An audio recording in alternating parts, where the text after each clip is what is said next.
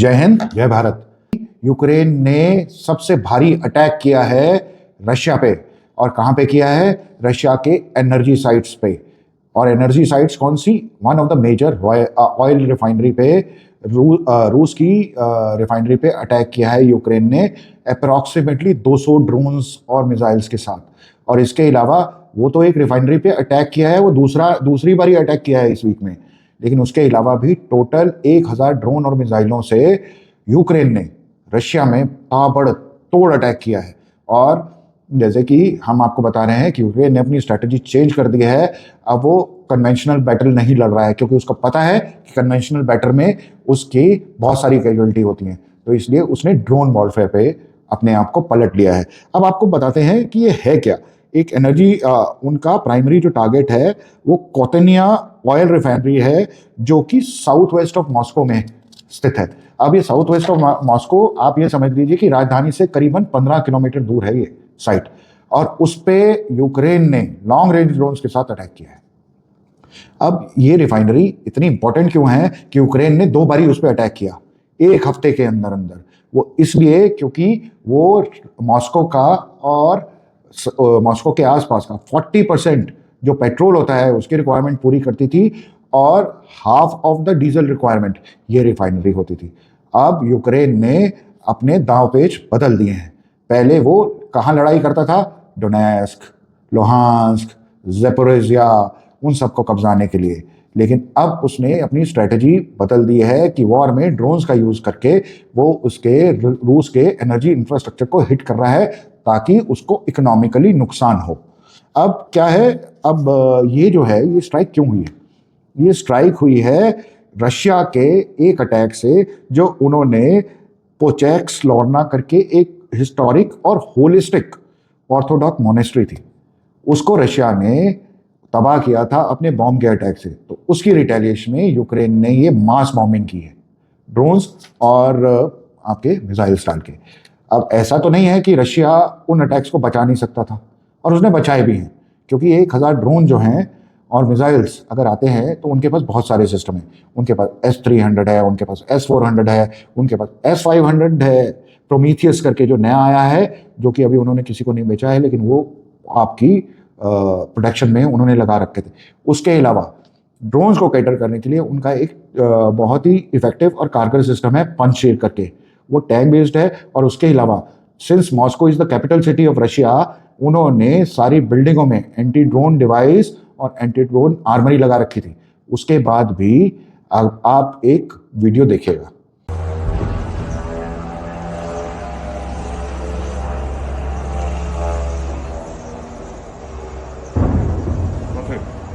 Бля.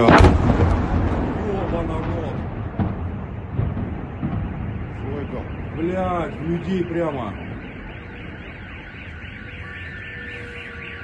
आज पूरा मॉस्को उस ऑयल रिफाइनरी के जलने के बाद काले धुएं में उनका आसमान ट्रांसफॉर्म हो गया है। ये एक हिट तो है, लेकिन ये एक साइकोलॉजिकल हिट भी है जो यूक्रेन ने रशिया को किया है उसकी मोटिवेशन तोड़ने के लिए। लेकिन ये तो आप जानते हैं वो रशिया है, वो चुप नहीं बैठता, और इससे उसकी inspiration to hit Ukraine hard और भी स्ट्रांग होगी। और वो और दुगने वेग से, क्योंकि ड्रोन्स तो वो भी यूज कर रहा है अभी तक, लेकिन सिटीज में नहीं जा रहा था, अब वो सिटीज में भी वार करेगा। मेरे एनालिसिस के हिसाब से G7 की बैठक जो हुई है, जिसमें सारे यूरोपियन बेस्ट G7 यानी कि ग्रुप 7 जो कि यूरोपियन के प्राइमरीली कंट्रीज हैं, उन पे ज़ेलेंस्की साहब भी गए थे उस मीट में। और जैसे कि आपको पता ही है कि ज़ेलेंस्की साहब आज की डेट में अपने आप को रेलिवेंट रखने के लिए पूरे नेटो कंट्रीज जो कि वेस्ट के हैं उनसे हेल्प मांग रहे हैं कि आप मेरे को हेल्प करो, मैं आपके बिहाफ पे रशिया से लड़ूंगा। तो वो मदद मांगने गए थे, तो अब उनको एक इम्पैक्ट तो दिखाना ही था।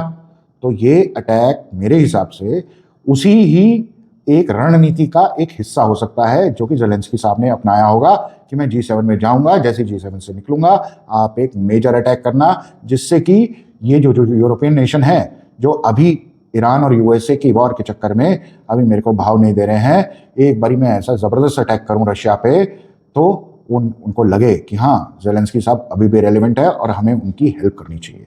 अब ये तो है आज की सिनारियो, लेकिन ये जो वॉर है ये आज तो शुरू नहीं हुई है, 2022 में हमको पता है कि शुरू हुई है, उसको लड़ते हुए भी 5 साल हो गए।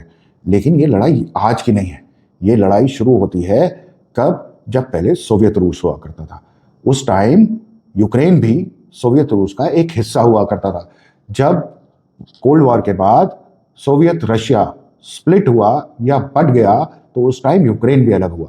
अब यूक्रेन को उसकी इंडिपेंडेंस मिली 1991 में और ये बना एक अलग देश। उसके बाद 1994 में, जब ये 1991 में इनको फ्रीडम मिल गई थी और इंडिपेंडेंस मिल गई थी, लेकिन इनके पास उस टाइम वर्ल्ड का 3rd लार्जेस्ट न्यूक्लियर का असला यानी कि आर्मामेंट, मिसाइल्स, साइलोज और न्यूक्लियर आर्म्ड 1/3 वर्ल्ड का न्यूक्लियर का जो आर्म्स एम्यूनेशन है वो यूक्रेन में था।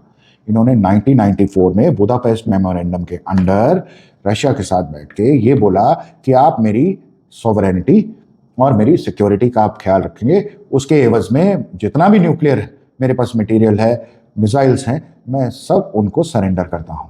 तो ये कहानी तब खत्म हो गई थी जब रूस ने कहा था कि ठीक है हम उसका वो करेंगे और आपको प्रोटेक्ट करेंगे, आप चाहे अलग हो गए हो लेकिन फिर भी एक हमारा पार्ट हो। उसके बाद क्या हुआ? 2014 में पहले रशिया से अलग हुआ था, यानी कि सोवियत यूनियन से यूक्रेन अलग हुआ था। तो उसमें उस टाइम जो वहां गवर्नमेंट होती थी वो प्रो रशियन या प्रो सोवियत गवर्नमेंट होती थी। लेकिन 2014 में ये गवर्नमेंट चेंज हो गई और प्रो रशियन गवर्नमेंट की जगह एक वेस्टर्न नेशंस की तरफ जो साइड करती थी वो गवर्नमेंट आ गई। अब जब वो गवर्नमेंट आ गई तो उसके बाद इन्होंने, जो नई गवर्नमेंट आई थी यूक्रेन की, इन्होंने बोला कि जी हम तो अलग मुल्क हैं, हम सॉवरन हैं और हम रशिया की दादागिरी नहीं मानते हैं और हम तो अब नेटो का और ईयू का पार्ट बनना चाहते हैं। अब आपको पता है वेस्टर्न नेशंस को तो अपनी इन्फ्लुएंसिंग बढ़ानी होती है और यूक्रेन बॉर्डर करता है रशिया के बॉर्डर के साथ, और एक तरफ बेलारूस जो कि एक और अलग देश है जो सोवियत यूनियन से आज़ाद हुआ था, लेकिन वो आज भी अपने को रशिया के साथ ही अलाइन करके चलता है। लेकिन यूक्रेन ने जब ये करा तो रशिया को ये लगा कि भाई ये तो वॉर और नेटो नेशंस मेरे बॉर्डर तक आ गए, तो उसने 2014 में सबसे पहला स्टेप लिया, क्रेमिया को एनेक्स किया। ये एक पेनिनसुला है जहां से पोर्ट वगैरह लगते हैं और एक नीचे छोटा सा गुच्छा है, छोटा सा है लैंड मास। आप मैप देखेंगे तो मैप में आपको पता लग जाएगा कि क्रेमिया कहाँ है। तो 2014 में भयंकर लड़ाई हुई रशिया की फोर्सेस की और यूक्रेन की फोर्सेस की, और ये लड़ाई 8 साल तक चली है। लेकिन उसके बाद क्रेमिया को एनेक्स करके रशिया ने रेफरेंडम करा के उसको अपना पार्ट बना लिया। अब तब तक तो ठीक था। अब जब ये जेलेंस्की साहब आए और जेलेंस्की साहब को अपनी रेलेवेंस क्रिएट करनी थी तो इन्होंने वेस्टर्न जो नेशंस हैं उनके साथ अपनी नज़दीकियां बहुत ज़्यादा बढ़ानी शुरू की और सबसे पहले इन्होंने कहा हमको ईयू का पार्ट बनाओ। तो ईयू के साथ ईयू तक भी समझ जाते तो कोई बात नहीं थी, लेकिन इन्होंने कहा मुझे नेटो का मेंबर बनना है। वो किस लिए बनना है? क्योंकि नेटो के एक आर्टिकल के हिसाब से अगर वो नेटो के मेंबर बन जाते हैं तो कल को अगर रशिया उन पर अटैक करता है तो पूरे नेटो को उनको बचाने के लिए आना पड़ता। और नेटो का एक सबसे प्रमुख सदस्य है यूएसए। अब यूएसए जो है, यूएसए मॉनेटरली, फाइनेंशियली, आर्म वाइज सबसे बड़ा डोनेटर है नेटो फोर्सेस का। अब उनको ये लग रहा था कि अगर मैं ये कर दूंगा तो मेरी सिक्योरिटी बिल्कुल हो जाएगी। लेकिन ये क्रेमिया तक वॉर सीमित नहीं रही। उसके अलावा ये वॉर जब फैली, जब डोनेस्क और लुहांस्क करके जो ओब्लास्ट कहते हैं रशियन लैंग्वेज में उनको, वहाँ पे रशियन के जो एक अलग गुट था जो कि रूस के साथ मिलना चाहता था और ये बोलता था कि मुझे यूक्रेन से नहीं कुछ लेना है, वहाँ पे ये लड़ाई चलती रही। अब उसके कारण और इस नेटो में घुसने के कारण रशिया ने फरवरी 2022 में एक कॉन्फ्लिक्ट को जन्म दिया और रशिया ने तुरंत के तुरंत अपनी आर्मीज उतार दी, अपनी आर्टिलरी उतार दी, अपनी मिसाइलें उतार दी और उसके अलावा एक बड़ा पोर्शन जो कि ईस्टर्न यूरोप का है, जिसमें कि लुहांस्क आता है, जिसमें ज़ैपोरिज़िया आता है, जिसमें कि डोनेस्क भी आता है, उस पर कब्जा कर लिया। और क्रेमिया तो इनके पास पहले से ही था। तो एक यूक्रेन का 20% जो एरिया है अभी आज की डेट में भी रशिया कब्जा करके बैठा हुआ है। और ये लड़ाई 5 साल क्यों चली? ये 5 साल लड़ाई इसलिए चलती रही क्योंकि यूक्रेन एक अकेला कंट्री अगर करता तो नहीं बचा सकता था अपने आप को। इसमें इनडायरेक्टली सारे के सारे यूरोपियन नेशन कूदे, क्योंकि Ukraine is geographically a part of Europe. तो यूरोप को ऐसा लगा कि आज रशिया अगर यूक्रेन पे अटैक कर रहा है तो वो कल को पोलैंड पे भी करेगा, जो कि उसके साथ है। और सारे नेटो नेशंस को उससे डर और खतरा महसूस हुआ। तो उन्होंने जेलेंस्की को आगे रख के उसको हेल्प किया। और ड्यूरिंग बाइडन एडमिनिस्ट्रेशन ने जेलेंस्की को अपना घर जमाई बना के रखा है और उसको इतना पैसा दिया, इतना हथियार दिया, बिना किसी अकाउंटेबिलिटी के। तो इसलिए ये लड़ाई चलती गई। ऐसे में एंट्री होती है डोनाल्ड ट्रंप की। अब डोनाल्ड ट्रंप क्योंकि नेता के अलावा एक बिजनेसमैन भी है, तो उन्होंने कहा हम इतना पैसा फूक रहे हैं और इसको दे रहे हैं, जबकि ये लड़ाई तो मेरी है ही नहीं, ये तो यूरोप की लड़ाई है और मेरे और रशिया के बीच में तो एक बहुत बड़ा समुद्र है, तो मेरे को क्या लेना देना, ये घर मेरी लड़ाई, ये घर की मेरी लड़ाई तो है नहीं और मेरे घर पे तोड़ना आ रही है। और यूएसए हमेशा सारी लड़ाइयाँ अपने घर के बाहर लड़ता है, तो उसको एक फ्रंट ये मिल गया कि रशिया से एक बदला लेने का और कोल्ड वॉर सिंड्रोम को एकदम एक्टिवेट करने का। लेकिन अब क्या होता है, अब आज की डेट में ये हाल है कि 20% यूक्रेन का हिस्सा रशिया के कब्जे में है। डोनेस्क, लुहांस्क, ज़ैपोरिज़िया, जहाँ के यूक्रेन का सबसे बड़ा न्यूक्लियर पावर प्लांट है इलेक्ट्रिसिटी को करने वाला, वो आज की डेट में रशिया के कब्जे में है।